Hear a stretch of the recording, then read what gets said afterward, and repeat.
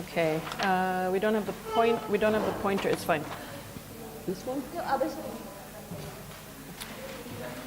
Yeah. Okay. All right. Good morning, everyone, and thank you for the good work so far. I've been checking out the boards with the draft conceptual frameworks, and you've already advanced really well. What I would say is that don't get frustrated by the process, okay? Because what might happen is that you have something which looks close to final, and then somebody notices something, and then you have to erase and restart. This is why we're encouraging you to use the whiteboard. Usually it takes a while to get to something that you feel more comfortable with, okay? While you're actually putting up the concepts and linking them, try to also start thinking about research questions at the different levels. So make notes. They might not be perfect research questions, but at least start thinking about the way you're linking the concepts and the way you're asking questions about them. Start jotting those things down. So we're going to start off with looking at study design in health policy and systems research, and some of the factors that are important to consider when you're choosing a study design. By the end of this session, we think that you will be in a better position to know what the factors are to consider. You should be able to justify your study design and your methodological approach. And we're also going to focus on a very specific study design in health policy and systems research, which is called a case study design. And the reason we want to focus on case study, and then later this afternoon we'll spend some time on evaluation in HPSR, and this afternoon we'll look at participatory research. The reason we have selected those particular study designs is because we think that most of you, because of your work and your studies in health research, you will be familiar with the more conventional types of study design, because a lot of you are coming from a medical or a health sciences background. So I don't need to tell you what an observational or an experimental design is, or a cross-sectional study or a prospective study.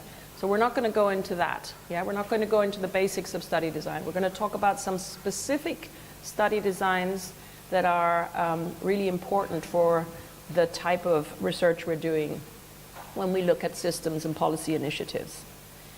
So first we're going to talk about what to consider when you're choosing a study design. Then we'll do a little bit focusing on case study design, and we will then go through some papers and try to identify what study design is in question.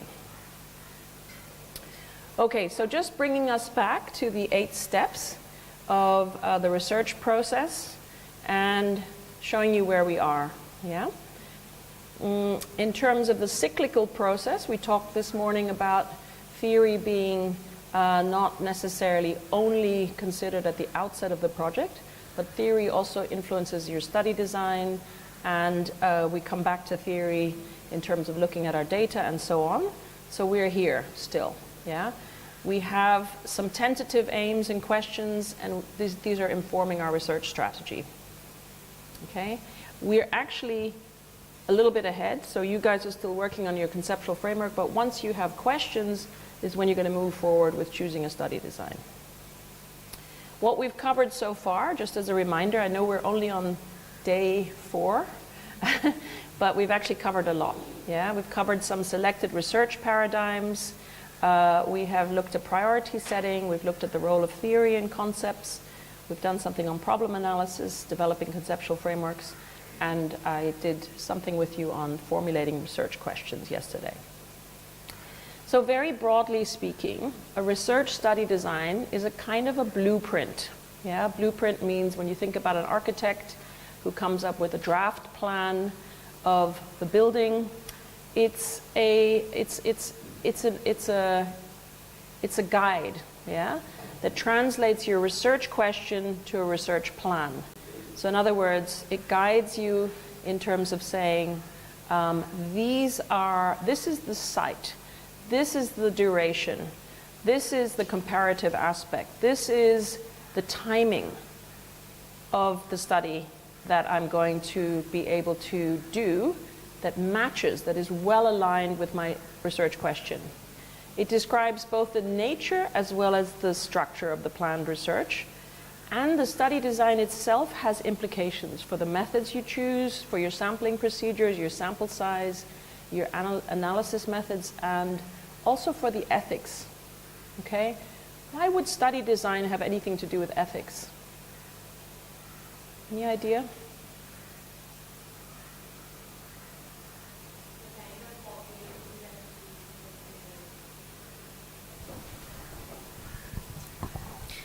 When we are trying to decide who our study population will be, it can become an ethical concern if, for example, we are including perspectives of a vulnerable population. Yes, good. Anything else you can think of? When you're considering the field setting, for example? Yeah, go ahead. Anyone else? Like study design can be depends on the time, like how much time we have like to do this research. Suppose like if there is an emergency, like we need to do research, like we need to go for some cross-sectional study only. We cannot do cohort for long time. So that's what I feel. I think time constraints also it matters. Okay, time considerations affect your study design, but in terms of ethics, ethical considerations. So you've already mentioned something to do with study population. Yeah, go ahead. That's Ashutosh. Yeah, like for example, I want to do a study on end-of-life care, and my population interest is elderly people or people with tertiary, like who are in the end stage of their life. My interest is to interview them, but then I cannot do the interview to them because if I ask them about euthanasia, probably it might inflict an idea of euthanasia among them. So I cannot take them. So that might be an ethical consideration. Okay, that's a good point, but that has more to do with the question than the study design.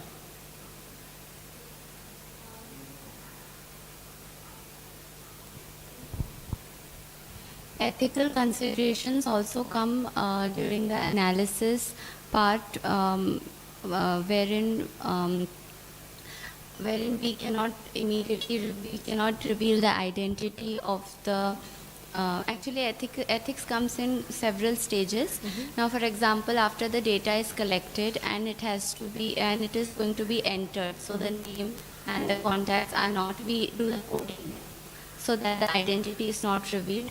Similarly, after the analysis, the pictures cannot be put out because ethical considerations come in there, where the identity of our participants are not revealed. Okay. Okay, good.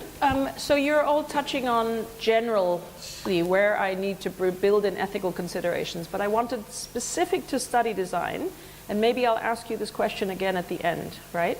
Because when you think about study design, you're thinking about my sampling strategy, my population, my site. So ethical considerations come in when you think about where am I actually going to do my field work? Where am I doing my research? Am I interviewing people who are managers? Am I actually going to do observations inside the clinic because I want to understand processes, which is a very different kind of ethical, that might entail different ethical considerations? Or am I doing community-based research? And, what's my population? What am I potentially going to encounter? So the study design in terms of the sites, the settings, the numbers, all relate to something to do with ethics. But we will discuss this much more in a separate session on ethics. So the key issues for the choice of design are: what is the problem I'm investigating? Okay, that already is going to give you some thought, how narrow or how broad am I pitching the problem, and what is the appropriate design for addressing that problem? The theory that is informing how I look at the problem, right? The purpose of the research.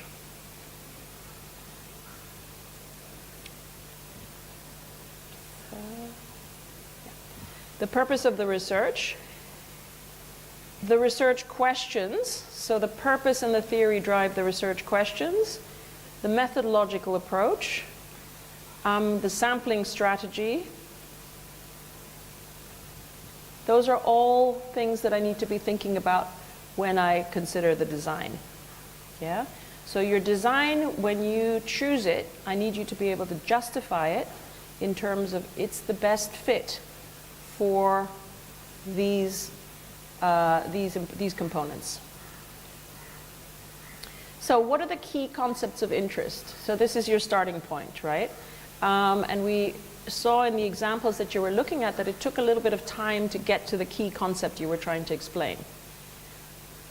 So whether it was digital literacy or it was emergency care at the site, at the hospital for road traffic accidents, or the effectiveness of PPM, yeah? Those are all, those are concepts which you're trying to explain and research. How can they be operationalized? So for each concept that is relevant to your conceptual framework, you need to think for each one, how am I actually going to measure or assess it? Yeah, whenever I say measure, you probably think quantitatively. But essentially, how am I going to come up with a strategy that allows me to say something that is valid, that is going to reflect the reality of that concept? Okay, so going back to our example here, if I'm trying to assess levels of stress, the choice of a particular design is going to impact on my concept of stress that I'm able to tell you about at the end of the study. So theory obviously plays a part in this as well. If I take a predefined measurement of stress that's already existing in the literature, there are many conceptualizations of stress in the literature. That is one way to go about things, but I could also say, actually, I want to understand it more in its local context. I think some of these scales and some of these things that have been developed don't quite apply in this particular context, or they don't apply in this aspect of the health system, or whatever it is. The other thing that you're thinking about is what data sources are relevant. So when you think, okay, I can do this kind of work through a prevalence, by measuring associations in data that already exists, let's say in a quantitative data set from the National Family Health Surveys, that already kind of directs you towards a survey design, because you're saying that I can use existing secondary data to establish the relationship between, let's say, socio-demographic, factors that relate to access. And then the issue is, what is the most appropriate way of collecting the evidence? Yeah? And by appropriate, we could mean different things. We might say, what plays into appropriateness? Ethical, practical, feasible, yeah? And appropriate in the sense of it is the valid way of assessing this particular concept or concepts. Then the other thing is sampling approaches. So that's also going to be relevant for your study design. The last point is what analysis you can undertake with the data collected, which relates back to your purpose, and it can relate to theory as well. So these are all important things to consider. And sometimes we think about a study design, and then we go back and we say, well, actually, I'm not so sure this is the right study design, because I would like to understand a little bit more in a more open-ended way. And so then you change your study design. So the study design shouldn't be fixed right from the outset, okay? It should happen after you've thought carefully through what it is you want to measure and why you want to measure it. So let's look at some examples of study designs in health policy and systems research. So sticking with a positivist research paradigm and looking at the purpose of research, yeah? So we've got 3 levels again. Exploratory, we're going to seek to explore a new area. Descriptive, we know that there's a problem, but we actually don't know very much about it. And explanatory, we're trying to understand how certain factors are contributing to the problem. Okay? So in your case, with all 4 of your topics, we kind of know something is a problem already, but we're trying to explain it, or we're trying to look at the factors associated with it. So generally, for a positivist researcher, you will notice that for exploratory and descriptive studies, they would tend to use a survey design, okay? Because they, as a researcher, predetermine how they're going to measure the concepts that they're interested in. So the way to do that is you're using questionnaires, structured interviews and observations, or repeated surveys to measure things over time, before, after, or at certain given moments in time. But what's very clear here is that because this is a positivist starting point, you have already decided how to, that you can basically assess the concepts, or the association across those concepts, in a quantitative manner, most likely.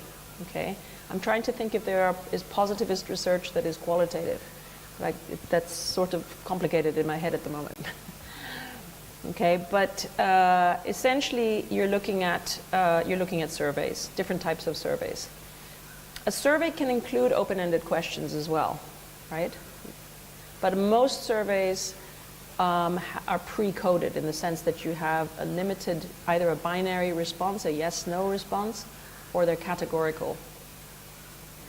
When you're looking at an explanatory study from a positivist paradigm, you might have some sort of experimental or quasi-experimental design.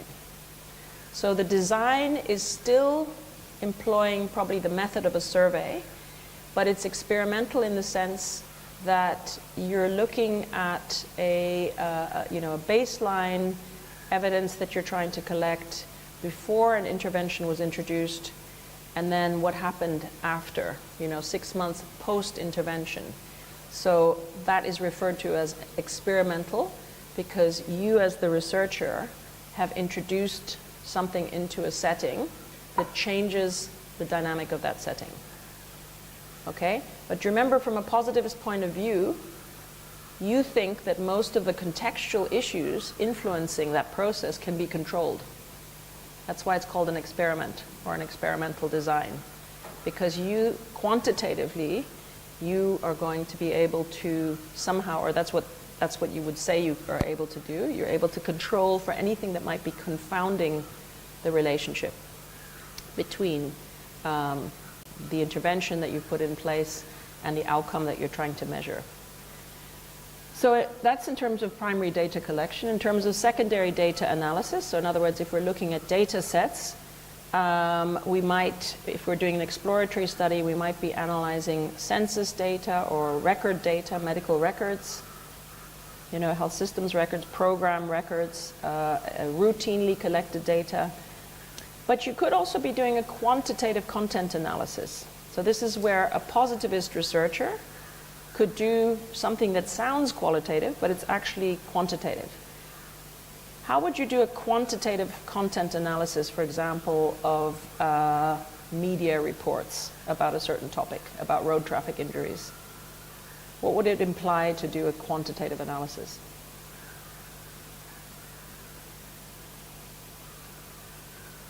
Yeah? What do you think?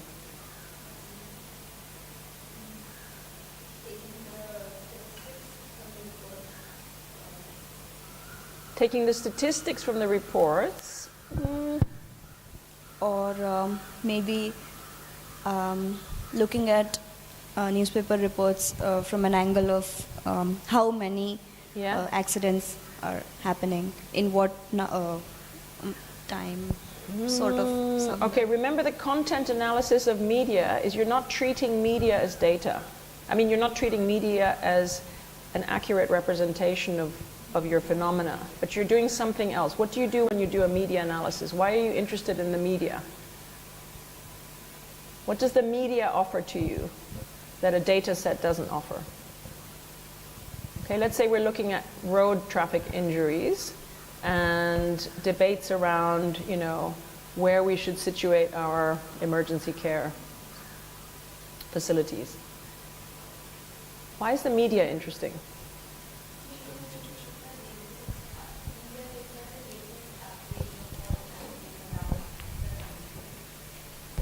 Yeah, but is the media objective? Yes or no? No. So if the media is not objective, why do you want to look at it? What does it give you? Perspective? Yeah, perspective of who? People? Yeah? Okay. Okay, so let's say I really want to understand how media is shaping public perception of priorities. Okay, so I'll give you an example. What we were looking at in Uganda some years ago is we were looking through the media to see how the public response to the enforcement of infection prevention control measures during COVID. So we basically did a content analysis, but the first analysis was actually quantitative. In other words, we looked for specific words and we counted them. How many times was this mentioned, right? Or and then we started to analyze what kinds of words were used in relation to this topic. Still very quantitative, it's not qualitative. Yeah, because you're assuming as a positivist that the number of times something is mentioned gives you an indication of the strength of the topic, or maybe something about the interest in the topic. So you can imagine somebody doing the same thing on Twitter, whatever it's called now, X, and on social media. Okay, people do analyses of the content of social media by counting, literally counting the number of times certain themes come up.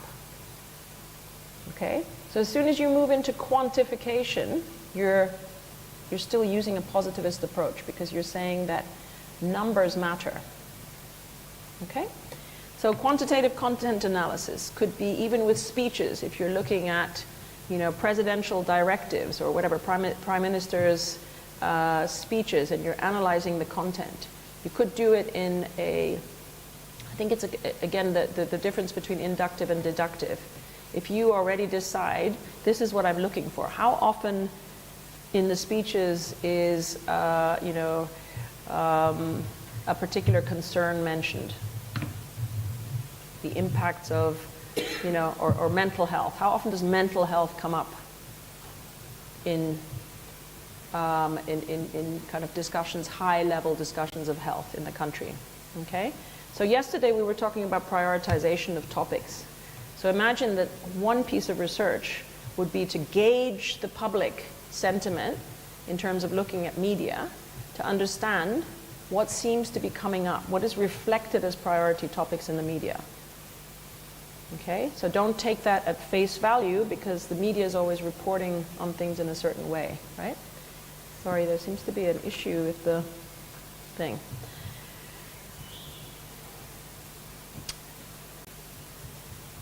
Okay. So the other kind of design that we're looking at is explanatory. We said experimental and quasi-experimental. And the type of analysis that we're doing there is simple, univariate, or multivariate analysis and modeling. Okay? So that's very typical with any kind of survey data, any kind of quantitative analysis that you're doing. Obviously it's more sophisticated, but essentially you're looking at both frequencies of a phenomena and you're also trying to assess associations between two or more independent variables with a dependent variable. Okay? Moving to a relativist paradigm. Again, thinking about exploratory, descriptive, and explanatory studies. If you're doing an exploratory study, you're exploring a new area you don't know much about, okay? This is where you might use some form of fieldwork or ethnography for primary data collection. You may not do in-depth ethnography, but you might use some kind of open-ended qualitative research because you're exploring. You do not know the categories of interest fully yet. And sometimes the people themselves who you're working with can be involved in this kind of research. So Solomon is going to speak about participatory research, which is a particular type of research where you're trying to engage research participants themselves in the research. So there's a form of that called autoethnography, which is where you give people diaries or you give them cameras or whatever it is, and they record their own experiences of whatever it is that you're looking at. You could also use a case study, which is what we'll talk about later. In terms of secondary analysis, we're going back to content analysis, but this time we're doing qualitative content analysis.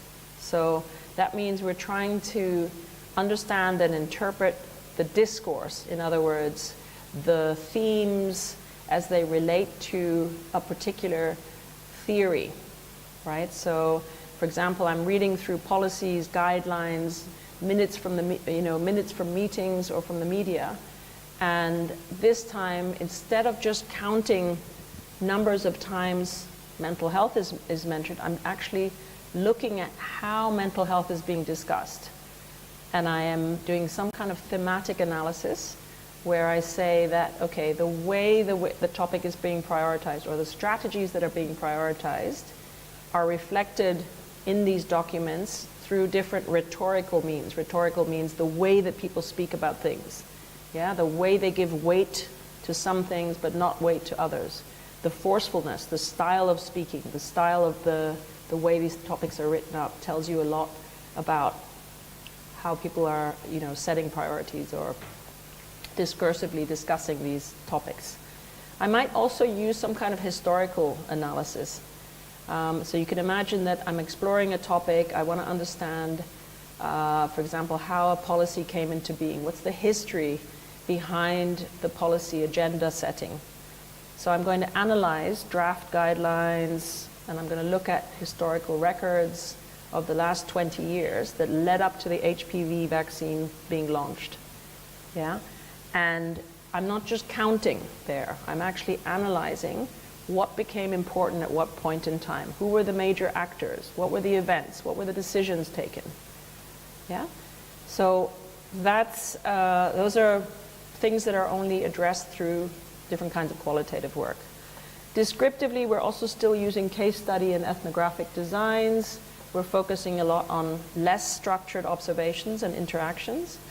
So you can imagine that you, in order to really understand the dynamics of whether CHOs are being integrated or not, you could interview them, but actually they're going to be pretty anxious about talking to you about the tensions that they're facing. So probably the best way to do this study is to be there and observe what's going on. And you might say, well, that's going to be very difficult because if they know I'm a researcher in there, then everybody's going to behave differently. But we know that from the literature is that basically people settle back into their usual behavior very quickly. So that if you can spend even 3 days inside immersing yourself in their life world, you'll be able to say a lot about their relationships, their interactions, the tensions that they might have, right? So descriptive is at the level where you're describing something that you have already an idea might be a problem that's driving your question. Explanatory, again, case studies, theory building, longitudinal. Longitudinal just means that you're able to spend a longer period of time in the field because you want to document change or process. Grounded theory refers to, it's not so much a design approach, I would say. Some people consider it a study design approach. I think it's an analytic approach. But basically it is a way of really allowing the data from the field to inform your theory. So there's two different ways to approach analysis, and I always get this mixed up, but one is where you start from the theory and you allow your theoretical lens to shape what you see, and the other is you try to observe in an open manner and you allow that then to inform your theoretical ideas. So you could be using some sort of semi-structured qualitative methodology. But essentially the big difference between a positivist researcher is that they preset the categories of what they're trying to measure, and often that is through a survey, a classical survey design or an experimental design.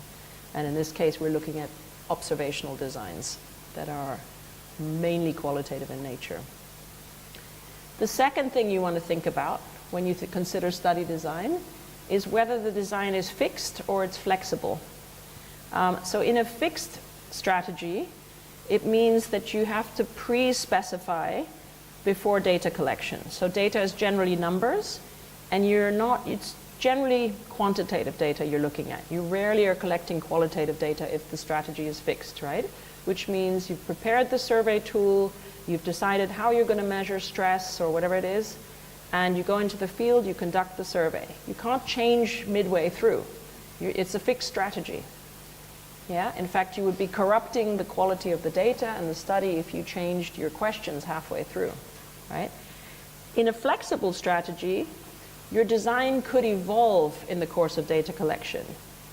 Can you give me an example of why your strategy might evolve if you're doing, for example, an exploratory study, and your idea is to do some qualitative interviews to understand a phenomenon, let's say your topic, okay? If you're trying to understand integration of CHOs in the health system, why might you start with one angle but end up 2 months later with something different?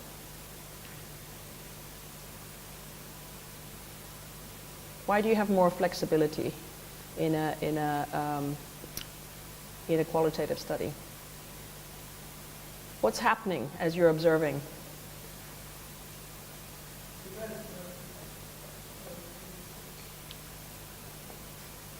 As in qualitative study, we are like while starting qualitative study, of course, we have some research questions in our mind, but like while doing some interviews and all, like we don't know what kind of data we are going to get. Like as soon as we are probing through we are going through the data collection in the qualitative study, like we may get different type of insights. So that makes us to go in that way. Yeah, good. Okay, so a qualitative study, let's say you do the observation of 2 months and you say, oh my goodness, there's something we completely missed. In fact, it has nothing to do with tensions, it has to do with financial incentives. And those financial incentives are, even though on paper they're the same, but under the table there's something else going on. But we've only observed it after spending a month in this setting. So now we're going to shift in terms of our strategy, and we're going to be asking a little bit more in a very diplomatic way about the kinds of ways in which these incentives are distributed. Okay? So that strategy is flexible because it allows you to start changing your conceptual framework and developing it and refining as you go along. It's a flexible strategy. Fixed strategies are primarily associated with positivist research, because as a positivist, you've already predetermined what you're going to measure, you've already decided there's no way you can change that. A flexible strategy is generally associated with a relativist, a realist, constructivist approach, because you're assuming that the nature of reality is not predefined by the researcher, but it is something that you are still in a haze about, you still have a fuzzy idea about, and you're only going to sharpen your idea of as you conduct the research. So the overarching study design types in terms of fixed strategies are experimental, quasi-experimental, or simply cross-sectional, right? A descriptive prevalence survey, a cross-sectional survey. Or in terms of secondary data analysis, you might be using that data to do some sort of modeling. So if I introduce this intervention, what is likely to happen after 5 years or 10 years? Whereas your flexible methods are case studies, grounded theory, ethnography, life histories, secondary data analysis. You might be using archival analysis or discourse analysis. But essentially the reason is because as you're moving forward in the research, you're learning more about the topic, and your initial theory, your initial ideas are changing. That's why it's flexible. Yeah? I had a doubt. So when we're talking about experimental or quasi-experimental study, doesn't that sort of delve into operational or implementation research? Because we're essentially trying to put out an intervention and see how that pans out. So how do we make that a health systems It's research? this is all still part of health systems research. Okay? We're not saying this doesn't exist in health systems research. We're just saying be very clear about whether your strategy is fixed or flexible, and be clear about the things that inform how you're going to assess the variables you're looking at. So in a very, let's say you're doing an intervention study. So we're going to talk about this in terms of evaluation. If I am introducing something that I think is simple, okay, so I think it's simple, it's very different to say, I'm going to change the regimen of these people who are on treatment from 9 months to 6 months. And I'm going to assess whether this made a difference to certain indicators, you know, whatever it is. Reduction of associated side effects, morbidity, Okay, so that is positivist. And that is also associated with something that is relatively simple, because I introduce this treatment, I'm able to assess the effects, etc. But if I'm introducing as a health systems intervention, and I say, how ready is the health system to administer this new drug regimen? That's a different question. Why is it a different question? To ask, is my drug regimen making a difference to individuals who are suffering from this condition, versus is the health system ready to administer this drug regimen? What's the difference? So in the second one, we'll be looking at all the associated factors for the readiness of the health system. Such as? Health workforce, but financing, service delivery, how are they going to deliver that regimen? Whereas in the first one, when you're talking about individual, we are focused on how that drug regimen is going to affect that individual's Okay. status. Okay, Yeah. so very good. So this is exactly the point we're going to be discussing a bit later, which is that in principle, I mean, crazily enough, sometimes when you're looking at the effectiveness of some new vaccine or, you know, new therapeutic regimen, etc., and people say, we've gone through the trials, we know this is going to work, but they don't think about what happens if you try to implement it in a real life setting. And so that's where the health systems research comes in, and that's where you can say, I will do an intervention study, but my intervention is actually a complex intervention, because putting in a new regimen, do the health workers believe that this is more efficacious? Does the patient believe that this is more efficacious? Do I have, does it make sense from the organization of care point of view? Is that drug, or whatever, is it going to be available? What happens if there's stockouts? Do I put people on the old regimen, etc.? So there's a whole bunch of operational questions that come in. Yeah?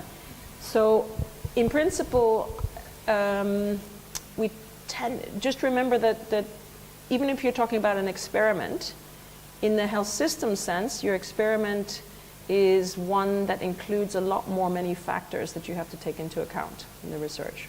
All right? Okay, so in terms of the flexible strategy, we're looking at case study. Yeah, we mentioned life histories, and I think we're done on this one. Good. Okay, sometimes you'll say, well, I don't want to use just a fixed strategy or just a flexible strategy, but I want to combine the two strategies. And a mixed methods design is when you combine. Why? Can you imagine why you would combine two designs? Why might you have, let's say, you say, I want to do a cross-sectional survey, and then I want to do some life histories. Can you imagine a study where you would do that?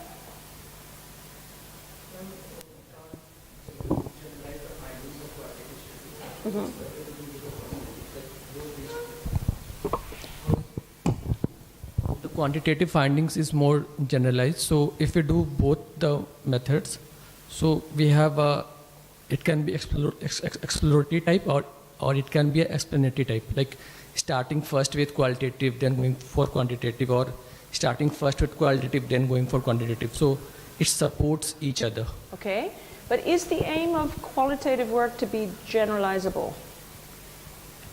Is it a shortcoming of qualitative work to not be generalizable, or are we aiming for something different? No, like some of the research questions cannot be answered by a single method. Like we cannot go into the like just like qualitative or just to the quantitative. The research question itself making us to go for like we need both perspective. Like we need to do some interviews, we need to go into depth into it, and on the other hand we have some data like quantitative data, so we can get like we can combine the both the like qualitative and quantitative studies, like whatever the results get, then we can come to an inference or conclusion. So that makes them like. Okay. Okay, good. So basically, be careful with the issue of generalizability, yeah? Because actually, different kinds of design have different types of logic, yeah? They have a different intent, and they have a different purpose in terms of your research. So when you mix methods, you might be doing a survey in the beginning because you say, I just want to measure what is the burden, what is the severity of this issue? How many health workers in my facility are unhappy with their working environment, with their conditions? And then I want to know why, right? Or vice versa. You want to go in and you explore first, you do some interviews, talk to managers, you observe a little bit and you notice something's up here. So now you've decided, okay, there's some levels of dissatisfaction here which are connected to the career progression possibilities. So you're now starting to conceptualize the issue, and now you're going to go back and you're going to do a survey. But the survey is informed by the qualitative research. So you could do it either way. So this is where you have a mixed methods design.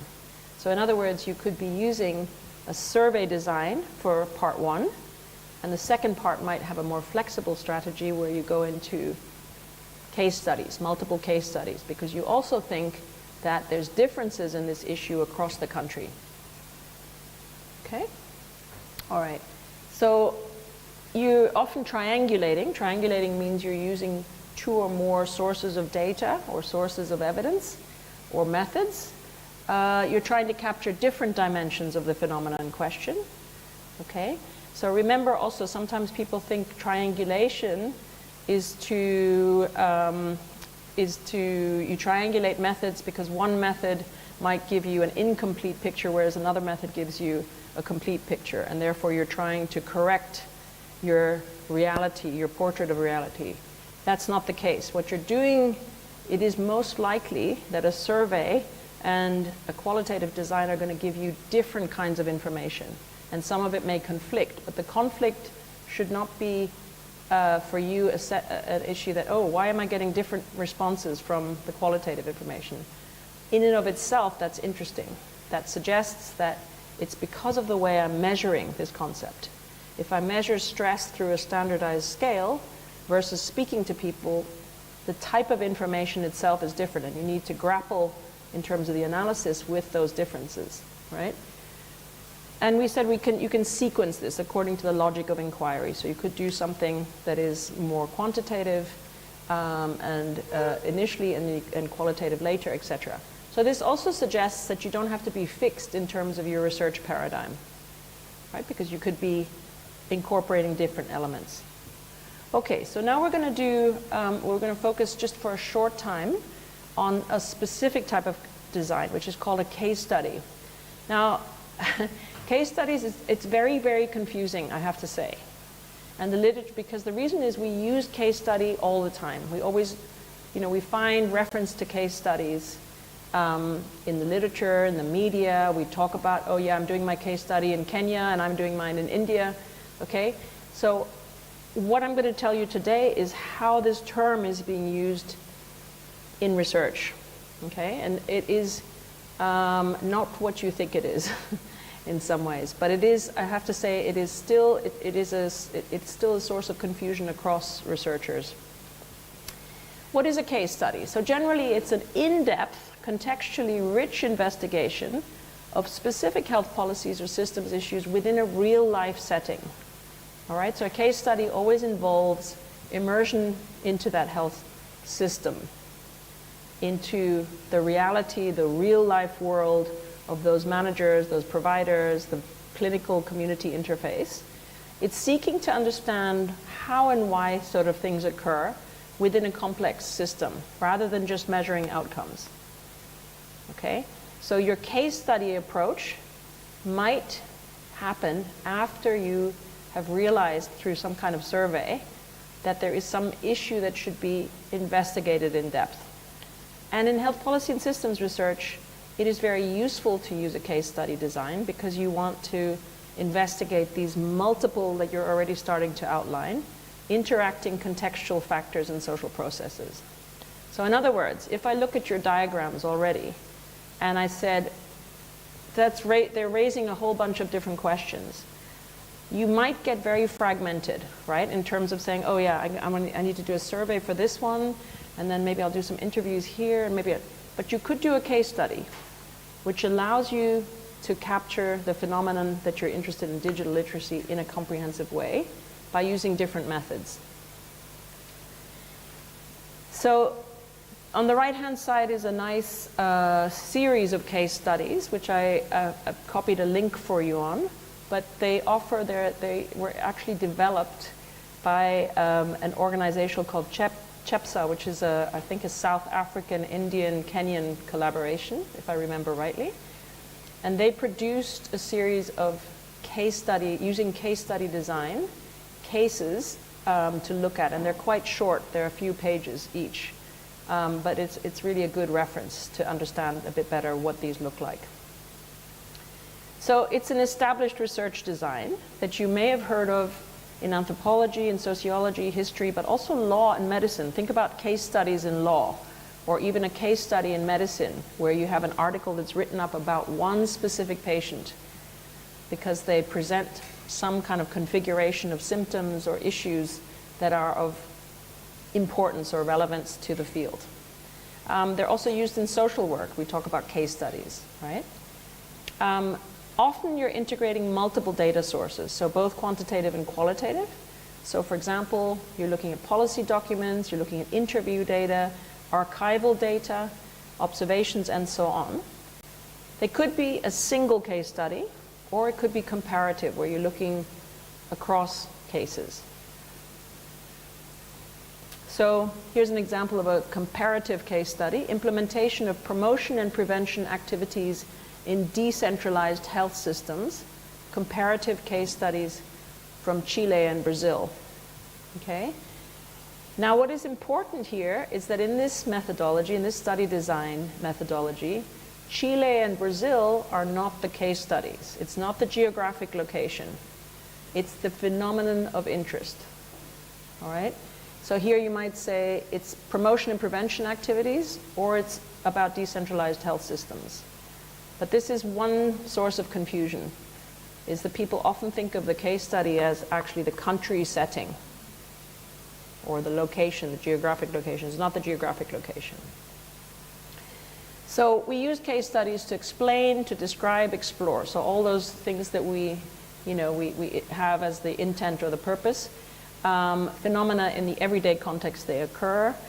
It helps to understand and explain causal links or pathways that result from a new policy initiative or a new intervention.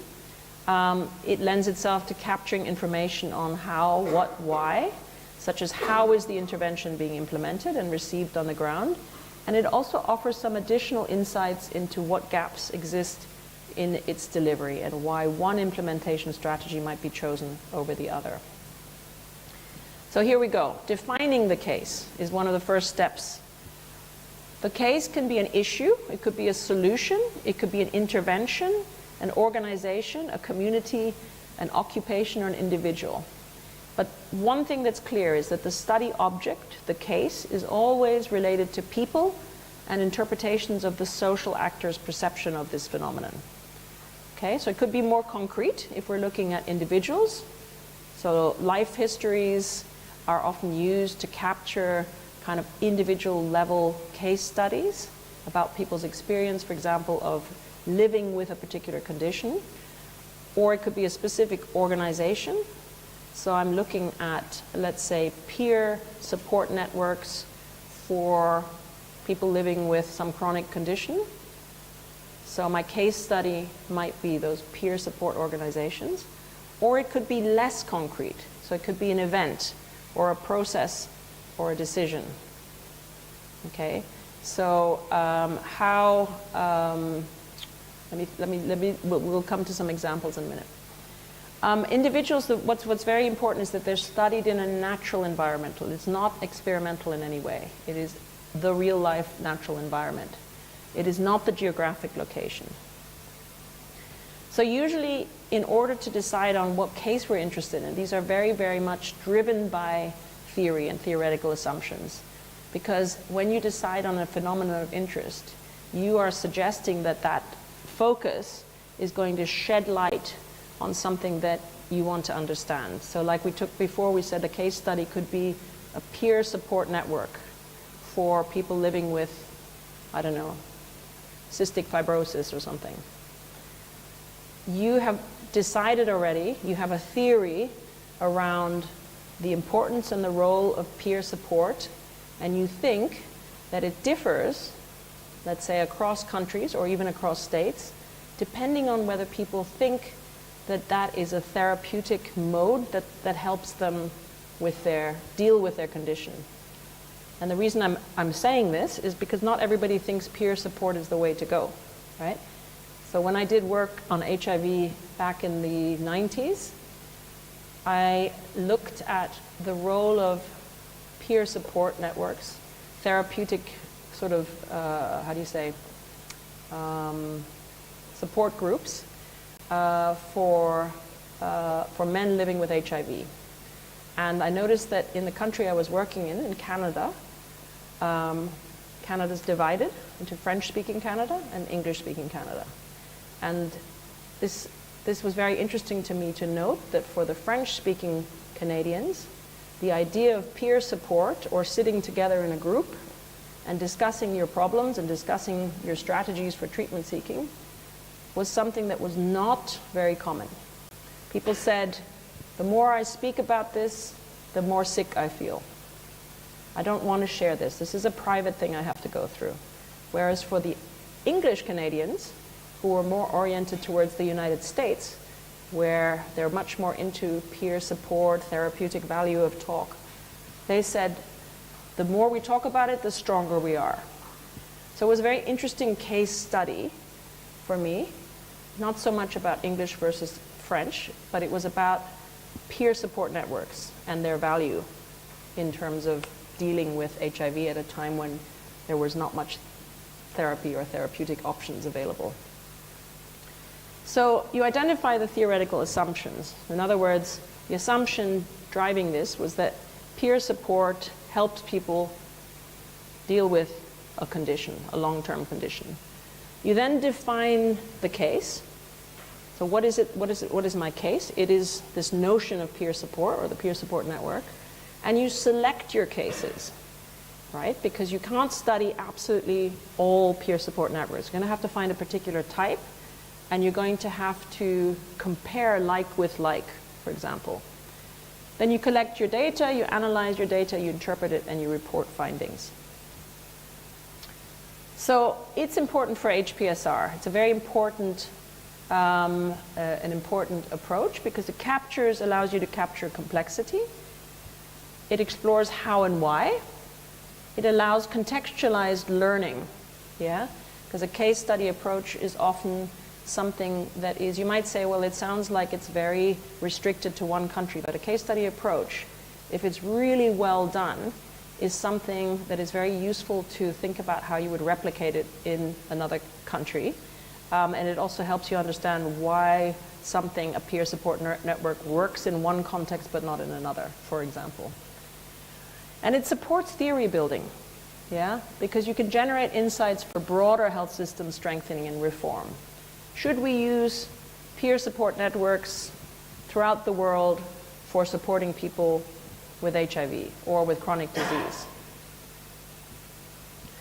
So coming back to those resources from the website that I mentioned, where you saw the cover page, these are the 3 case studies that are that are covered in these teaching case studies, which I would suggest that you look at.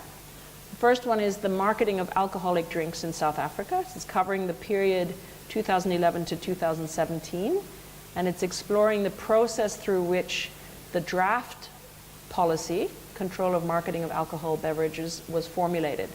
So it's a case study in policy formulation. Yeah. The second one is about health systems decentralization in Kenya, focusing on early stages of decentralization of government functions that occurred after Kenya's 2010 constitution, to look at how the changes affected the local level system and service delivery. So the case study here is decentralization of government functions. Yeah. And the third one is back to South Africa, and it's looking at routine functioning of local level health system and the ways in which middle managers and frontline staff have sought to cope with their challenges and do things differently to improve the health system's functioning. So this is probably a meso-level case study because they're looking at mid-level managers. So in this case, the case study is focused on a specific cadre of management. Okay? So it sounds like it's complex. It sounds like it is a how do you say, something that combines a lot of different ideas that we've already discussed. But I think it is something that's very commonly used in health policy and systems research. Okay? Right, we're going to move to our favorite exercise, which is to look at papers and try to identify the case study. I mean the study design, sorry. Okay, so bearing everything that you've done so far, let's look at a couple of examples and then we will conclude with this session. So here is a study, social factors associated with trust in the health system in northern Sweden, a cross-sectional study. What is the design here? Cross-sectional study. Cross-sectional study, absolutely. It's right there. If I did not show you the cross-sectional study part, is there any way you could have known what kind of design this was? You could have guessed like factors, but not sure. Can't be sure about that. Mm-hmm. Good. Okay.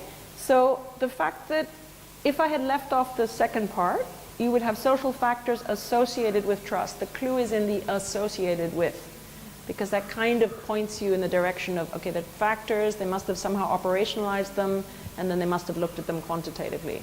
But not necessarily the case, because it could have been a qualitative study where they ended up looking at, how social determinants of trust in the health system. Okay, so looking at the abstract, research on trust in the health system in the Swedish context is limited, etc., etc., etc. The studies have shown that lower levels of trust in the Swedish system were associated with being a man and of younger age.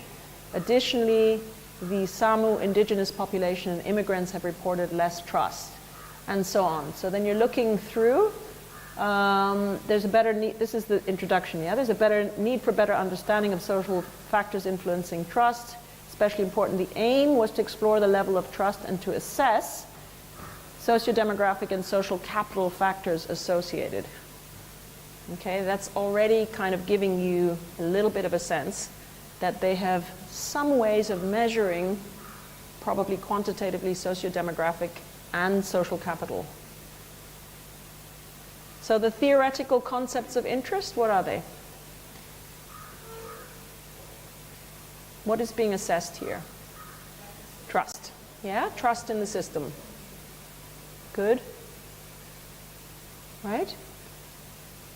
And social factors influencing trust. Aim of the study, where is that? It's in the bottom, yeah. Exactly, yeah? Okay, study design considerations. The Health on Equal Terms is a cross-sectional survey that aims to follow people's health and lifestyle over time, including physical and mental health, healthcare visits, dental health, drug consumption, and so on. So this is still the same study, by the way. Then they're talking about areas of Sweden. We used HET 2014 since the most recent questionnaire lacks the outcome of interest, trust in the health system. Using the Swedish population register as a sampling frame. Okay, now you're already getting much more clues, right, about the design. So, health on equal terms, cross-sectional survey. So they're using cross-sectional survey data. It's a fixed strategy, repeated over time, yeah? It is conducted, it says, since the most recent questionnaire. So we know that it is something that is being conducted every so often. Fixed strategy. Okay? And the data set was linked with register-based individual data, including education level, occupation, income, civil status, and place of birth. So this gives us clues that it was a closed-ended survey. It's a very large sample. And it's quantitative analysis of associations. Okay? So all of these things indicate to us that it is a positivist stance. It is a fixed strategy. And it is it descriptive or is it explanatory? What do you think? Descriptive. Yeah? I would agree, it's descriptive. Okay? Good. Okay, let's look at another one. The resilience of 2 departmental health insurance units during the COVID pandemic in Senegal. Okay, so conceptual approach and study design. The conceptual approach of this research is part of our analysis of the concept of resilience and the analytical framework applied in several countries. In our study, resilience means UDAM, I think that's the unit, the health systems unit, ability to cope with pandemic shocks, absorb, adapt, or transform to maintain and improve access for its members, and so on. We sought to report empirically the context of the pandemic as perceived by the people concerned, its effects on individuals, and the strategies deployed to deal with it. This is what we've named as configurations, drawing on the use of this concept by sociologists of organizations or evaluation. Configuration is the set of different forms of interconnected elements or natural cluster. In this paper, we define the configuration around the resilience analysis framework. What kind of study is this? What's the purpose of the study, first of all? Yeah. Yeah. Okay, analyzing resilience of the health system, that's the purpose. And they're looking, this is the main things that should give you clues. So what kind of design do you think they used? Qualitative? What kind of paradigm? There's a couple of clues here that give you a sense of the paradigm. Configurations. Configurations, sets of different forms of elements. Relativism. Realist, absolutely. Well done. Theoretical concepts of interest, concept of resilience, right? And configurations. Okay, methodological strategy we used was a multi-case study with several levels of analysis. The cases are the only 2 UDAMs, I think that's a unit, as I said, existing in Senegal at the time of the study. Levels of analysis correspond to conceptual dimensions of the resilience configurations. Analysis is based on empirical, retrospective, qualitative research, document review, individual interviews, field observations. Okay, so study design is multi-case study design. Okay, it's a case study design. Okay, because they're defining cases. Okay, data sources are here, right? Documents, individual interviews, field observations. And this also is showing you after exploratory analysis at the beginning of the pandemic, we wanted in-depth empirical data. So they did some exploratory work and then they came back to it.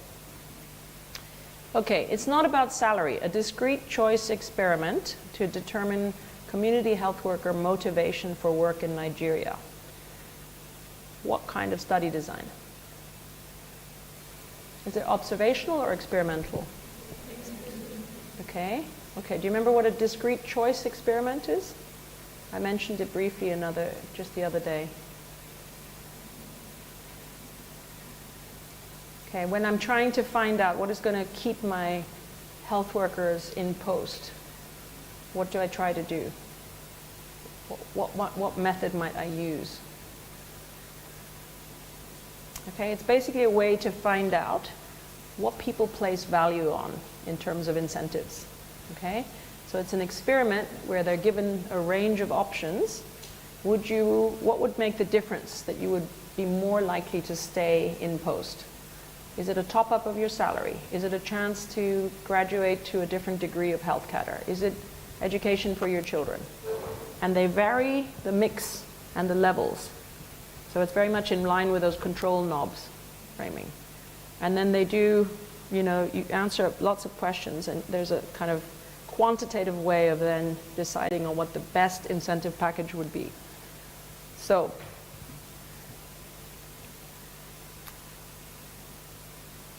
I think there's some words missing from there, but although there are no Nigerian DCE, discrete choice experiment studies focused on health workers, community health workers, several studies have been conducted in other countries.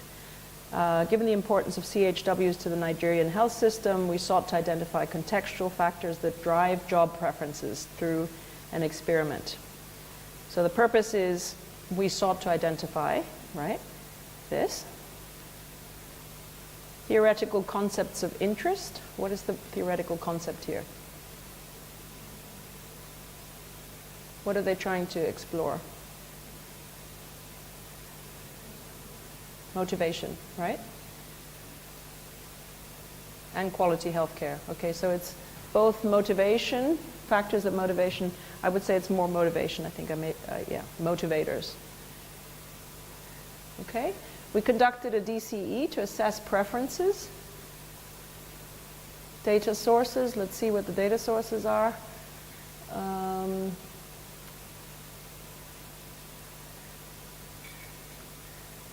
Okay, the data source is a discrete choice experiment. The analysis method is here. Okay. Okay, so I'm going to stop there. That gives you a little bit again of a sense of how you go about really thinking about study design. Is we were looking at a couple of different considerations. What's the purpose? Yeah. What is the construct of interest? Is it a fixed strategy or a flexible strategy? Is it in-depth or is it one-off? Is it cross-sectional? Am I capturing something at one moment in time? Or am I looking at 2 periods of time or more? And am I trying to capture something in its comprehensive, holistic sense? Or am I just looking at one isolated phenomenon? Okay? So this is something that you will be doing in your funding pitch, is you have to identify an appropriate study design for your question. Okay, but I hope this has started to give you clues. And this is not so easy or straightforward, so don't worry, it will sink in again. Remember that when you sleep on it one night, you always know what it's all about the next day. So?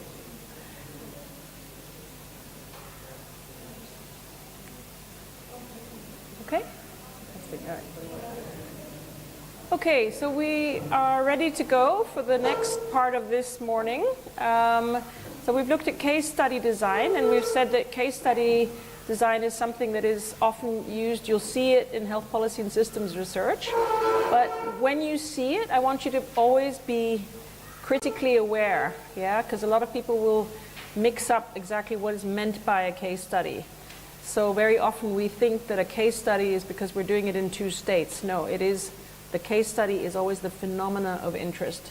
And as we said, it can be more specific and it can be less specific, okay? So now we wanted to move to, it's not really a study design, but I think it's very important to talk about evaluation in health policy and systems research, because a lot of research that we're doing in health policy and systems research, even though it might not be explicitly referring to evaluation, somehow we are evaluating some aspect of the system. So in all 4 of our cases, in fact, there is some intervention or some systems issue at heart. Yeah, whether it's integration of a new health workforce cadre, whether it's a PPM, whether it's trauma care. and remind me of the last topic, which I've forgotten, digital literacy. Yeah? So all of those are things that are being tried out in the health system. And even though in the studies that you might be doing, you might not be conducting an evaluation, you are still indirectly kind of researching why things might not be working the way they should be working. So there is a normative evaluative component to your work, right? Okay. Okay, so we're going to go over why evaluate, what's the purpose of evaluation. I'm going to suggest that context matters in health systems evaluations, just like it does for case studies. And we're going to discuss what makes an intervention complex. And then I'm going to give you a small example from some work that I did in South Africa some years ago, back in 2014-15, to show you an example of why it was difficult to evaluate what seemed like a simple intervention. So why evaluate? So generally, health systems research, global health in general, global health and development, is trying to change or improve certain outcomes for individuals, that might have a condition, for communities, for health systems, and those changes or improvements are delivered through routine services, through programs, through projects or research interventions. And we want to know, because we're putting a lot of money into these places, we want to use our resources in an impactful way. Are these programs or interventions reaching their goal? How do we actually know that this program is working or not? Is it effective? Can we improve it? Can we refine it so that it works better to achieve its goal? Can we scale it up? Seems to be working in one state of India. Can we spread it across the country? So what is it we need to know about that program and how it works to be able to scale it up? Among many different programs or approaches, what do we prioritize? So this is part of the rationale for evaluation. Now, what's the difference between evaluation and research? So in academic research, which many of you are involved in, that is primarily focused on testing hypotheses. And you have an idea about why public-private partnerships aren't working as they should, or you have an idea about why it's difficult to take up the digital literacy program.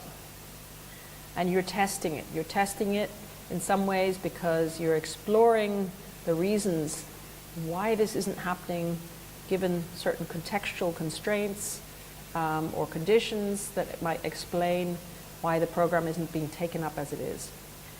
Whereas in evaluation, your key objective is not just to document, right?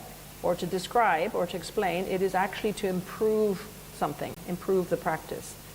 So this is a quote from a famous evaluation expert. Research seeks to prove, evaluation seeks to improve. Yeah? Research is often conducted in a controlled environment or using control groups, as certainly positivist research is, and it's unrealistic in real-world settings. Unlike pure research models, program evaluation actually incorporates the differences in values and perspectives from the start. So most research that's conducted on health and health outcomes tends to try to control for confounders. And I'm arguing that health policy and systems research is often somehow, even though we don't explicitly call it evaluation research, but it is actually incorporating consideration of those contextual factors from the beginning. And you may be addressing questions other than direct attribution. We're often trying to produce results for different stakeholders. What drives evaluation? So evaluations drive and they involve value judgments. So is a program or project effective? What do we need to know to make the program better? Is it worth the resources spent? So this value judgment relates to the word normative or evaluative. That's why we say normative or evaluative, right? Because we're assuming under an ideal case scenario that this program or this intervention should deliver what we expect it to deliver. Evaluation is also systematic, so we're using research to carefully collect information about a program or aspects of the program in order to make decisions about it, and it's iterative. You never stop doing evaluation. So ideally, we have what we would call, the term is often called a learning health system. So in a very good health system that works to improve itself, it is incorporating information about how to improve or change a program on an ongoing basis, because we acknowledge that no program or intervention, no matter how promising it was in the beginning, is going to be perfectly implemented or achieve its goals in a uniform way. So where does the impetus, the stronger impetus, come from to evaluating global health and development? So this is just a quote from the Lancet 2010. It's an article which was talking about the need for better evaluation in global health and development. Evaluation must become a top priority. Currently, it's only an afterthought. A massive scale-up in global health investments during the past decade has not been matched by equal commitment to evaluation. So remember, this is the time period where mid-2000, 2005 through 2010, health system strengthening was on the agenda, the realization that delivery of interventions like antiretroviral scale-up or TB diagnostics we were investing a lot of money in these large-scale programs, especially in the global south and especially in the poorest countries in the world. But we weren't really spending a lot of time evaluating whether we were getting the best outcomes for our investments. So this complacency is damaging the entire global health movement. Without proper monitoring or accountability, countries, donors, taxpayers have no idea about whether their investments are really working. A lack of knowledge about whether aid works undermines everyone's confidence in global health initiatives and threatens the great progress made so far. So this is just to remind you of the scale of money, external donor funding, during the period 1990 and 2019, the massive changes in the funding architecture, especially across the poorest countries, regions of the world, Southern Africa and so. So clearly, with the scale-up of the funding and the appearance of major funding initiatives like the Global Fund, there was more of a drive to improve our evaluation methods. So this is another paper that came out recently. This is 2018. And this is about moving towards quality, improving the quality of health systems in the context now. Before it was more about Millennium Development Goals, then it changed to Sustainable Development Goals. And this was a very influential paper because it was basically arguing that although health outcomes have improved in LMIC, a new reality is at hand. Changing health needs, growing public expectations, and ambitious new health goals are raising the bar for health systems to produce better health outcomes and greater social value. We propose that health systems be judged on their impacts, including better health and equitable distribution, on the confidence of people in their health system, and on their economic benefit, and processes of care, consisting of competent care and positive user experience. So this is a little bit of a shift, right? Because the earlier drive to evaluate health systems was an economic one, versus this one is more about the quality and the fact that the systems should be responsive to the needs, should be meeting needs and expectations of people. So the move towards high-quality, people-centered health systems is a different driver to evaluation in the late kind of post-2019. So drivers include that the effectiveness of many health interventions in low and middle income countries has not been adequately demonstrated. Interventions that seem to be effective in rich countries may not be effective in poor countries, with the differing social, economic, cultural, and infrastructural factors. Overseas development assistance is always subject to evaluation, and we've seen that now with the Trump government coming in, who decided to cut all US funding, which has had a severe impact on so many programs around the world. But basically, his argument is coming from that standpoint of that if we don't have enough evidence of what is working where, we better put everything on hold, okay?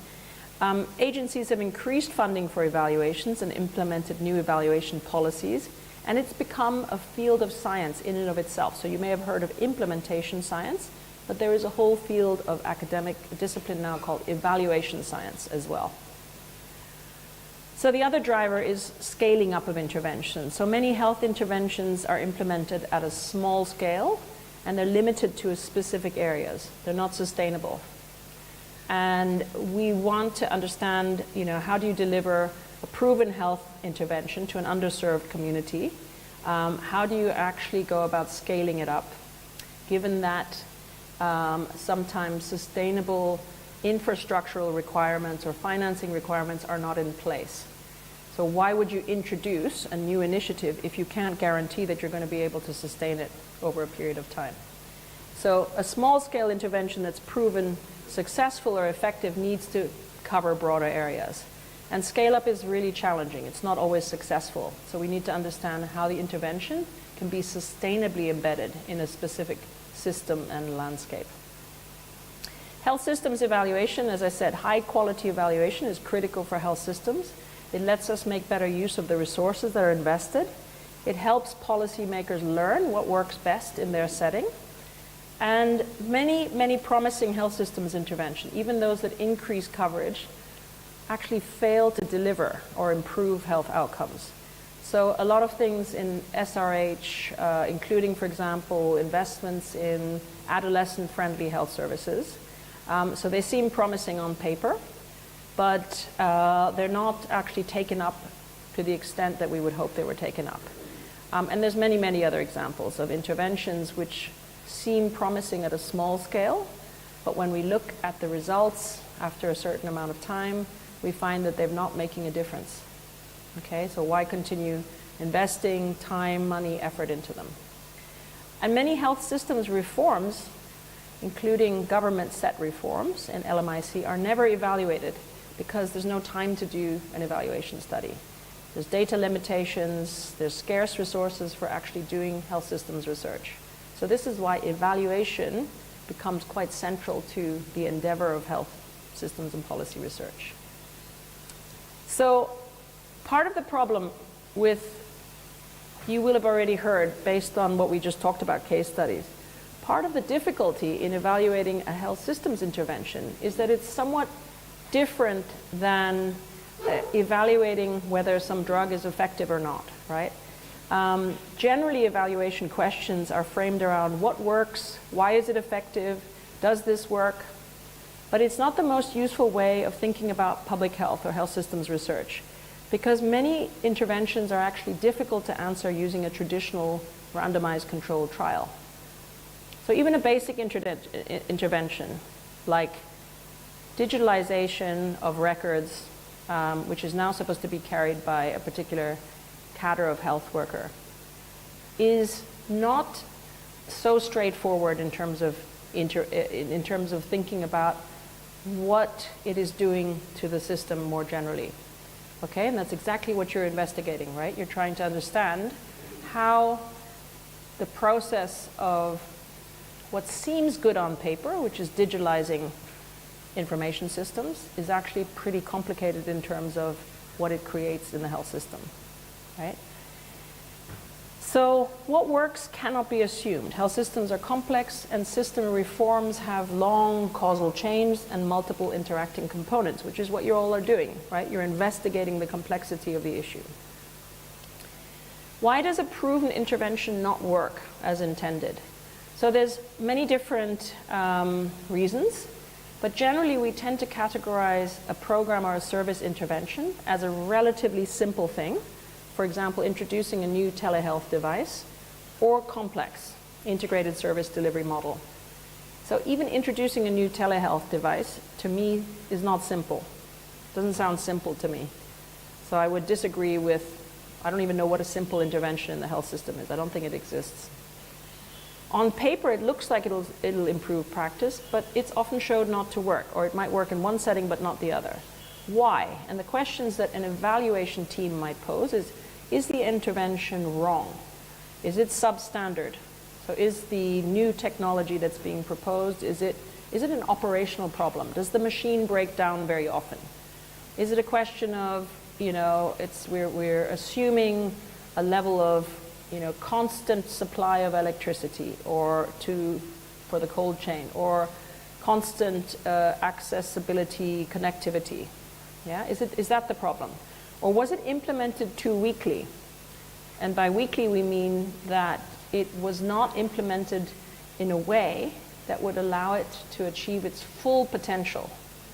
Okay, because locally people decided, no, we can't, we cannot equip all the ashas with a mobile telephone to feed back out. So we're going to just do it with 30% of them. That should work. Yeah, they should trickle down somehow. Yeah, and often those are those local decisions that are taken to implement the intervention in a way that fits the local resource availability, the local context, and so on. Or was the evaluation faulty? Was there problems with the evaluation, the way it was conducted? Evaluation team comes in, they don't know the setting very well, they've only got 2 weeks, they rush around doing quick survey. It's not really telling us what went wrong. Yeah? Or does it have to do something with the context within which it was implemented? So fundamentally, the idea of introducing a digital health intervention in a context where digital literacy is low in general doesn't make much sense. All right? So when you're thinking about why an intervention might not work as intended, you're thinking about those different things. Is it about the intervention? Is it about the evaluation and how it was designed? Or is it about the context? So I'm going to say context matters, and that's what I've been saying from the beginning, right? Is that how you think about context and what is included in that context is really important to the success or the failure or the suboptimal performance of certain initiatives. Okay, when we think about steps in evaluation planning, we normally think about engaging stakeholders. We try to describe the program, okay, or the intervention. We are focusing on evaluation design, gathering evidence, justifying conclusions, and ensuring use and sharing the lessons learned. But what I'm going to focus on here is this step, describing the program. Because very often, we bring in an intervention in the health system or an initiative, but we don't thoroughly, adequately express how this is intended to work. So going back to the principles of a realist approach. So through what mechanisms do I think that equipping ashas with a mobile telephone and an app to upload information, how do I think that's going to impact on improved, whatever it is, health information systems for a particular program? Okay? Which is exactly what you're doing now, is you are thinking through what is impacting on digital literacy, and ultimately how is digital literacy impacting on the program. So you are thinking through a conceptual framework in some ways is already offering us some theory of what's happening. Yeah? So describing the program is sometimes, and we're just jumping forward, but essentially for good quality evaluation or intervention and evaluation design, we talk about something called a logic model. Sometimes it's referred to as a theory of change. But essentially, we are trying to assess how my inputs are going to reach my outcomes and my impact on whatever it is I'm trying to improve.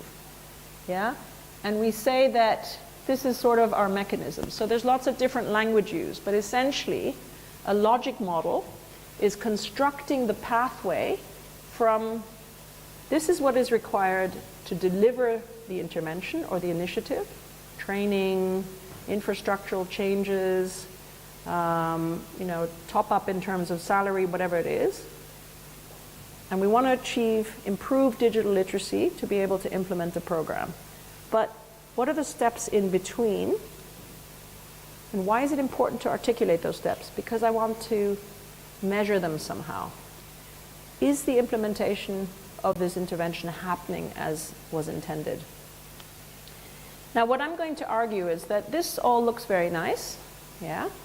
And you might say, yeah, we can measure all this. We're going to measure the number of staff, the time, the money, the equipment, and then we're going to look at our outcomes, we're going to measure them, and then we have a bunch of things. How are we going to get there? We're going to conduct workshops, we're going to conduct trainings, we're going to provide counseling, we're going to monitor, yeah? But what we're missing is that this model, implemented in Karnataka, implemented in Punjab, somehow it's different. Why is that? Why are we getting different figures? Because we're not thinking about context.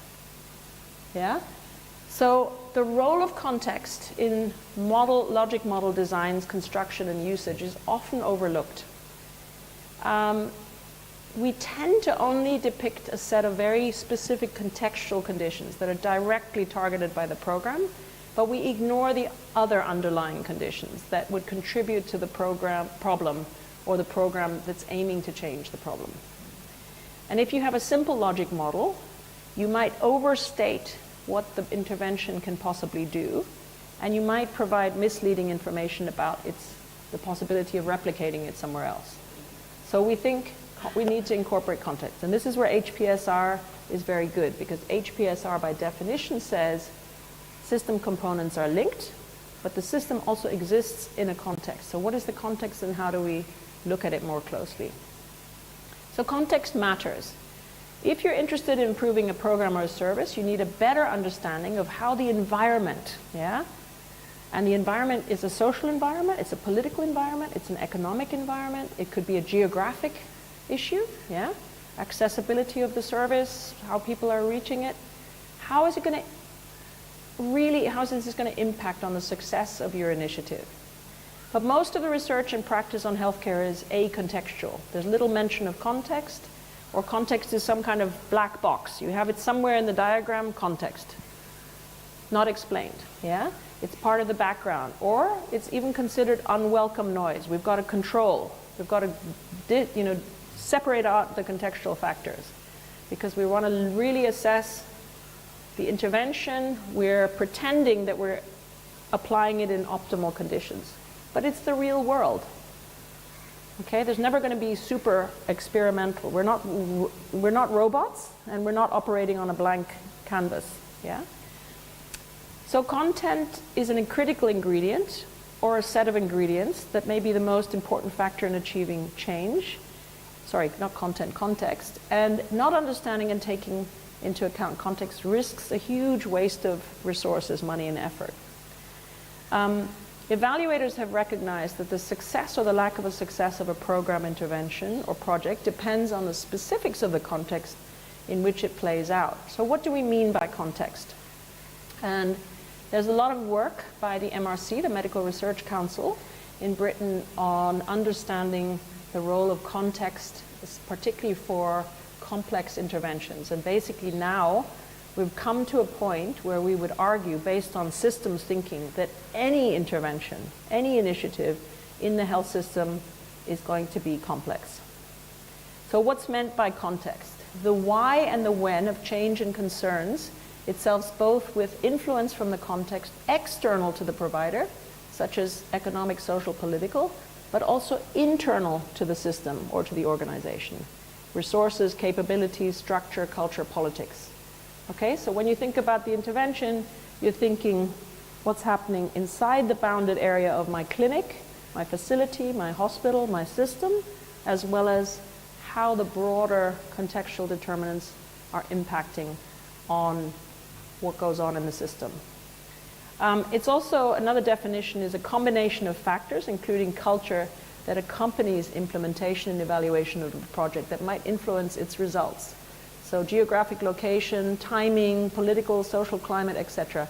And other things that are going on at the same time as the project. So the totality of the environment. So let's discuss these two in turn. External context, internal context. So the external is the political and regulatory environment in which healthcare providers operate. Very relevant for you guys, for the PPM. Yeah? What is the external kind of, I think you've included something like perceptions of the private sector and the public sector.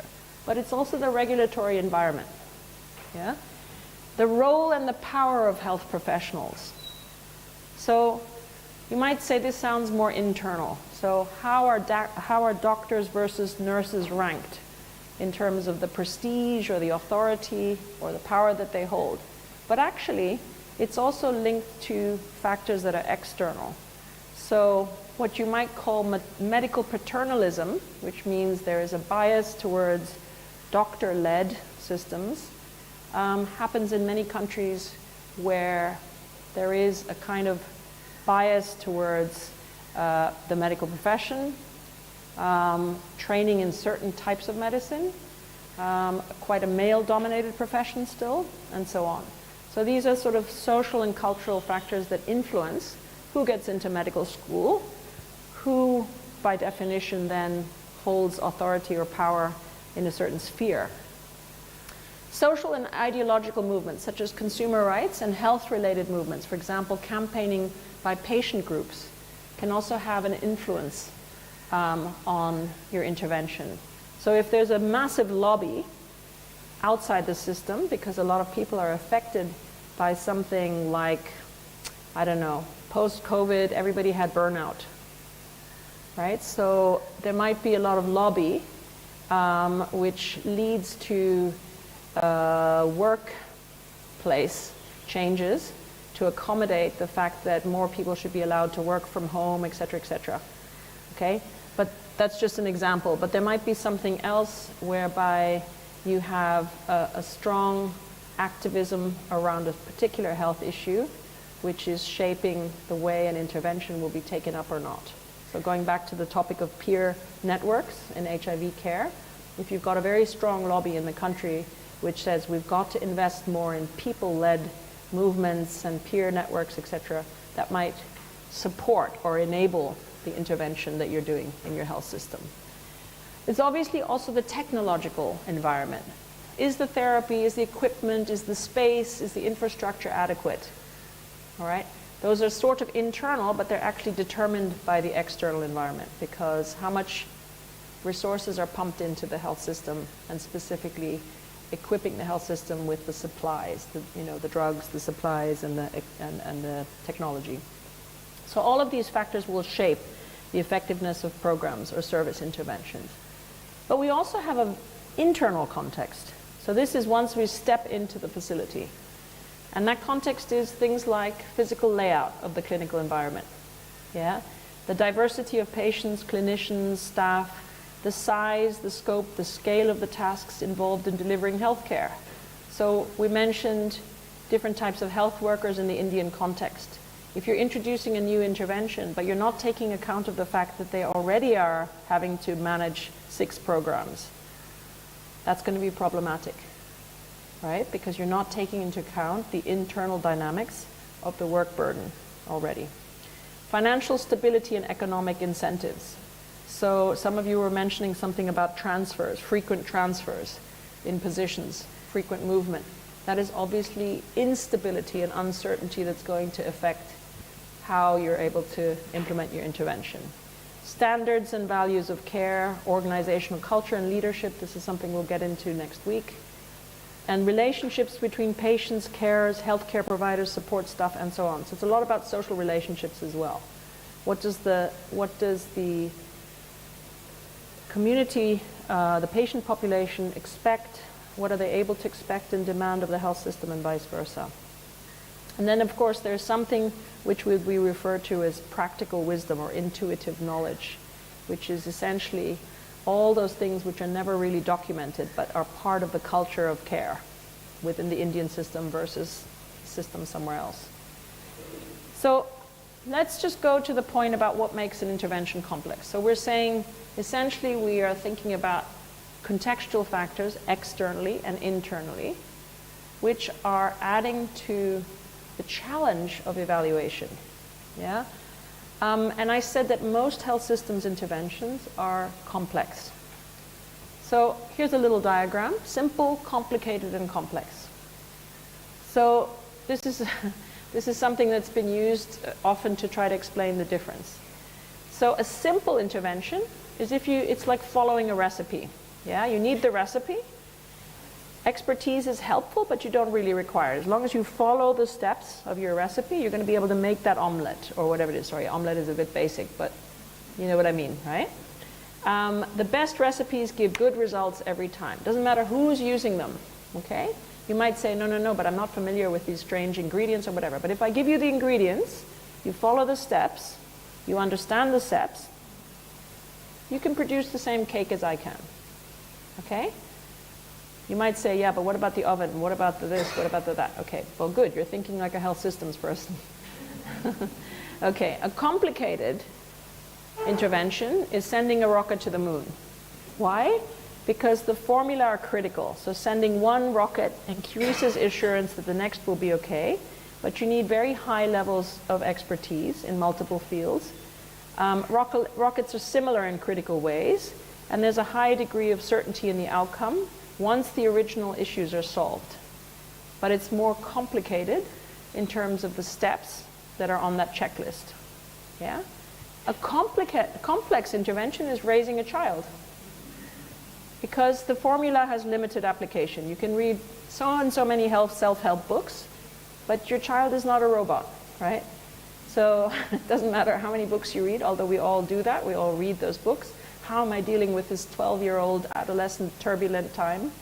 And you get tips, but still it's going to be an individual trajectory, right?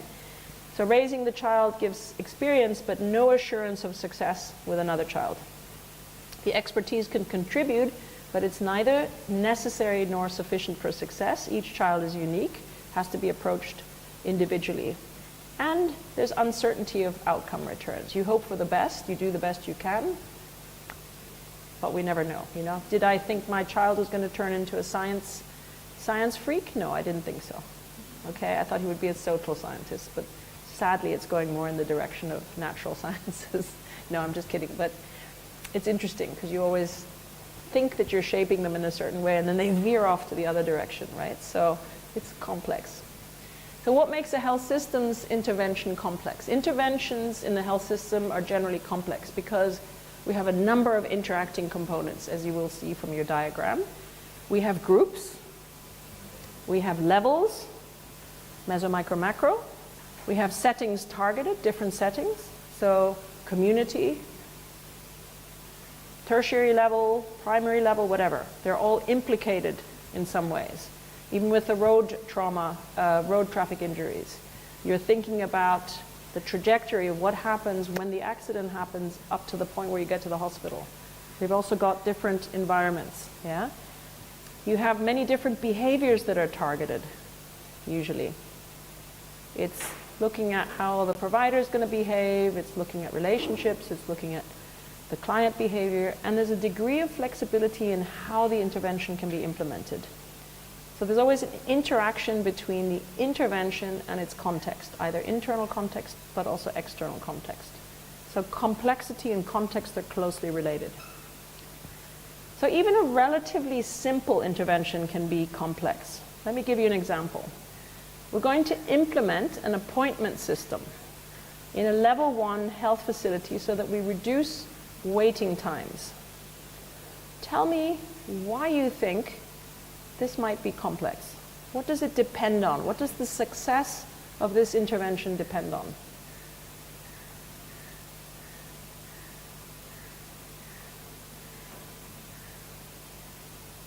What are you assuming? Anyone?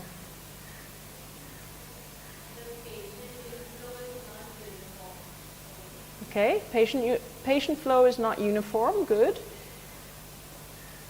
But you're putting in an appointment system. You're saying, okay, so from now on, we're going to send people in advance a specific time that they show up at the facility. This is particularly relevant, for example, in the context that I've worked in, Southern African context, there's no appointment system. So everybody shows up, starts coming in from 4 a.m., and sometimes sits there for 7 hours until they're seen.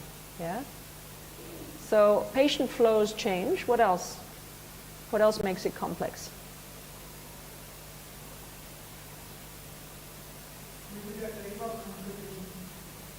Yeah, good. Okay, not every type of appointment is going to be the same. Some things might have to be changed last minute. What else? What else makes it complex? How is the appointment system being administered? Think about that. What's the technology behind it? Resources for what? Uh-huh. Good. Yeah. How is it being implemented? Yeah. Am I sending people SMS reminders? But then how realistic is that? Yeah. Anything else?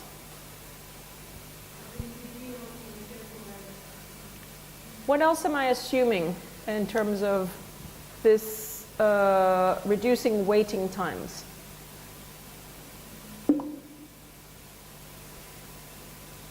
There might be something around the infrastructure. Yeah? Waiting times, I need waiting spaces, I need to think about where are people waiting, maybe I need to triage them differently, okay? So why is this complex? Because it requires some change to working culture and among patients. If, for example, in the South African setting, when they introduced appointment systems, people still showed up at 4 a.m. Why? They didn't trust it.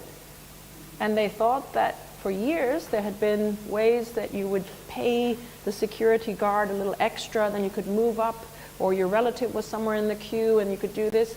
So if you have been used to an unjust system for many, many years, just because an appointment system comes in, it's not like everybody suddenly abides by the new rules, right? The healthcare workers need to be trained on the system of documenting appointments and informing of any changes. So that's complicated because there's going to be loads of people that don't show up on time. So what do? Do you then move to the next one, and how do you inform them? So it's complex, right? So it assumes everybody's going to adhere to the scheduling system, including patients, for whom, especially if they have some condition or something that is bothering them, circumstances might change. Okay? So even something that seems very simple on paper is actually complex to implement. Okay? So I'm going to give you, as a final thing, an example of a health systems intervention, and this is looking at Gene Expert, which is a diagnostic technology for looking at drug-resistant TB strains. And this was implemented in South Africa in 2011.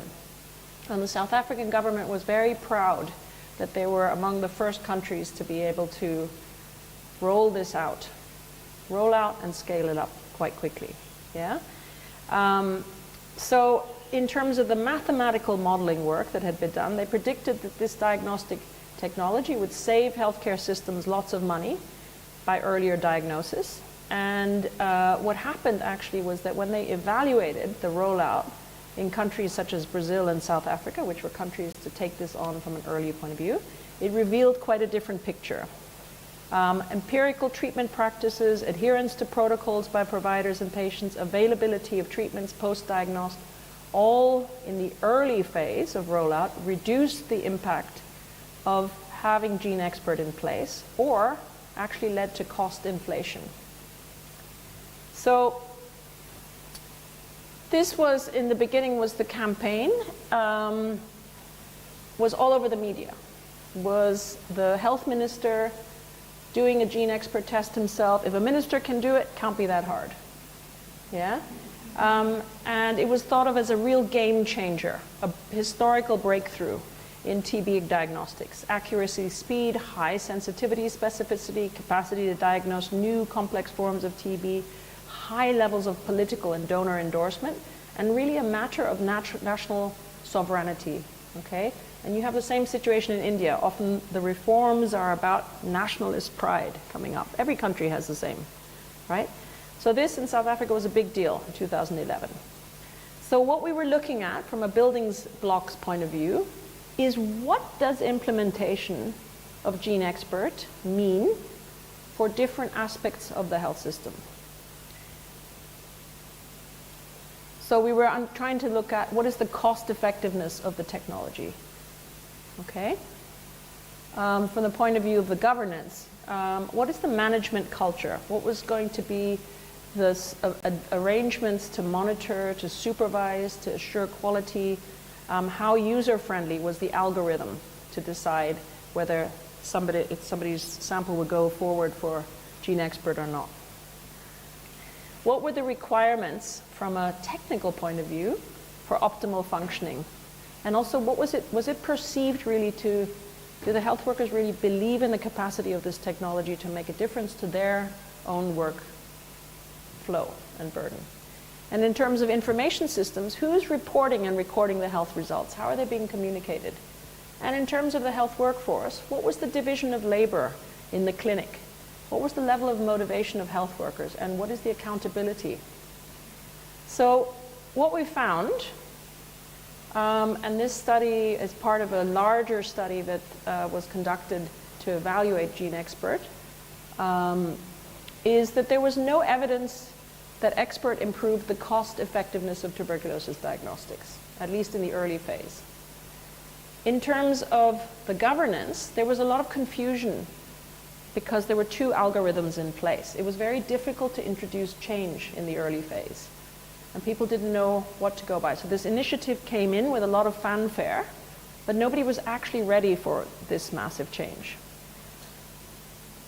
In terms of the technical requirements, the power supply was erratic. So you had machines standing around, not working, gathering dust. And therefore, they also had a limited perceived value. They had a limited perceived value. Why? Because the health workers would often say, it's not about the patients that get into the system. I'm much more worried about the patients that are lost to my system. This machine isn't helping me deal with all my loss to follow up. Okay?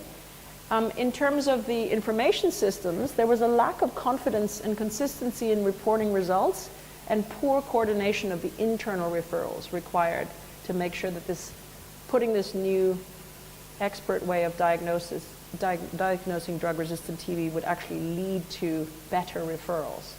So you can't assume that just by improving your screening, you're going to improve the rest of the pathway, right?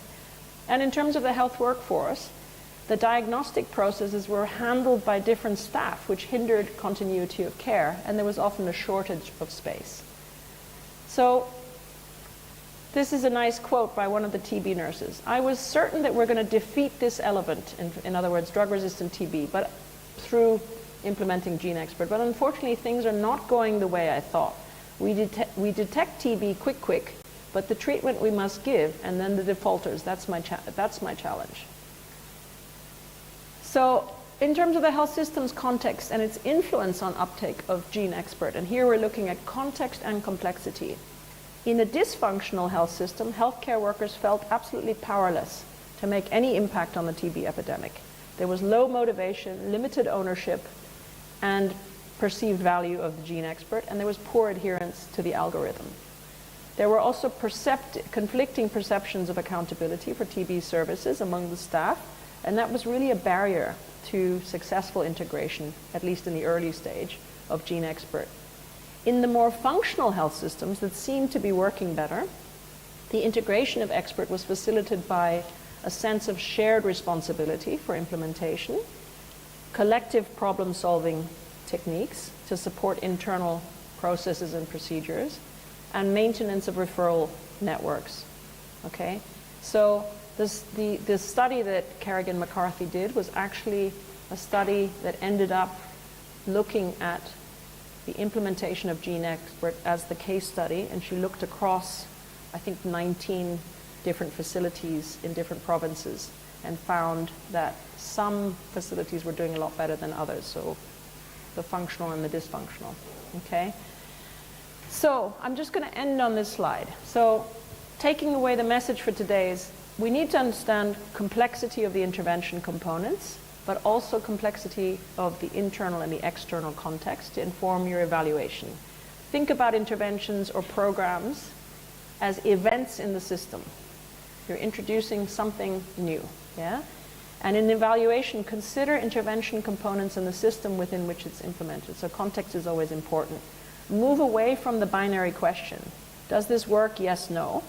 But try to understand more broadly how the intervention is going to interact with the context, given all the complexities that it invokes in terms of the system components and how they interact.